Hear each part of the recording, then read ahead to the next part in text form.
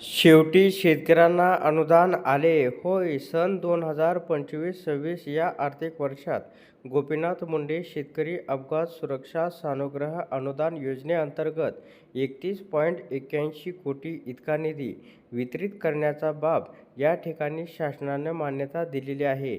19 डिसेंबर 2025 रोजी हा महत्त्वपूर्ण शासन निर्णय आलेला आहे. तर प्रस्तावना पाहूया, त्याच्यानंतर आपण शासन निर्णय पाहूया. गोपीनाथ मुंडे शेतकरी अपघात विमा योजनेमध्ये सुधारणा करून सन 2023-24 पासून गोपीनाथ मुंडे शेतकरी अपघात सुरक्षा सानुग्रह अनुदान योजना राबवण्याबाबत येथील शासन निर्णयान्वये मान्यता देण्यात आलेली आहे.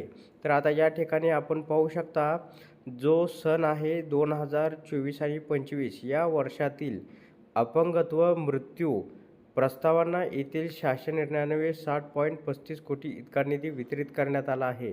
तसेच प्रस्तुत योजनेअंतर्गत सन 2025-26 या वर्षातील या ठिकाणी स्क्रीनवरती पाहू शकता 1376 मृत्यू व 27 अपंगत्व मंजूर प्रस्तावाकरता रक्कम 27.84 कोटी इतका निधी वितरित करण्यात आला. अशा प्रकारे प्रस्तुत योजनेअंतर्गत एकूण मंजूर तरतूद 120 कोटीपैकी एकूण 88.19 कोटी इतका निधी वितरित करण्यात आला असून योजनेच्या लेखाशीर्षाखाली 31.81 कोटी इतका निधी शिल्लक आहे.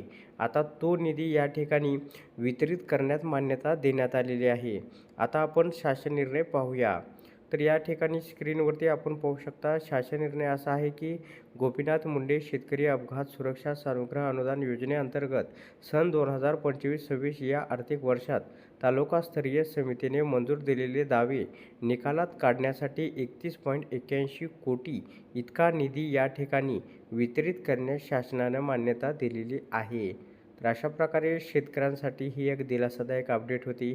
अशा प्रकारच्या महत्त्वपूर्ण अपडेट जाणून घेण्यासाठी आताच आपल्या टेक मराठी रघु यूट्यूब चॅनलला जास्तीत जास्त शेअर व सबस्क्राईब करा.